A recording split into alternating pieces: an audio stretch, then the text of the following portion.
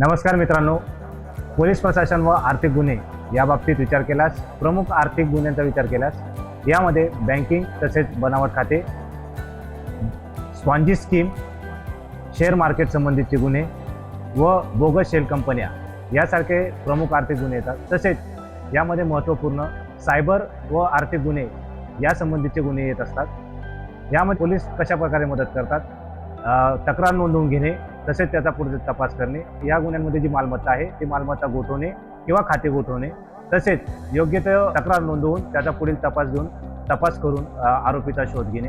आपण काय काळजी घेतली पाहिजे तर कोणत्याही प्रकारे OTP, पासवर्ड हे शेअर करू नये। तसेच सायबर गुन्ह्यांसंबंधित जर घटना असेल तर 1930 या हेल्पलाईनला कॉल करून आपण यामध्ये गोल्डन हॉवर ही एक संकल्पना अस्तित्वात आहे, ज्यात गुन्हा घडल्यापासून 1 तासाच्या आत जर आपण 1930 या हेल्पलाईनला कॉल केला तर आपले अधिकाधिक जे होणारे आर्थिक नुकसान आहे ते आपण रोखू शकतो। तसेच कोणी सरकारी अधिकारी, स्वतः सरकारी अधिकारी आपल्याला कोणतेही आर्थिक गुन्ह्या सारख्या स्कीम सांगण्याचा प्रयत्न करत असेल तर ते कॉल्स व SMS टाळण्याचा किंवा त्यावर प्रतिक्रिया देण्याचे टाळावे। तसेच दामदुप्पट देणाऱ्या ज्या स्कीम आहेत यामध्ये गुंतवणूक करताना विचारपूर्वक ते गुंतवणूक केली पाहिजे किंवा त्या मोहात बळी न पडता आपण काम केलं पाहिजे।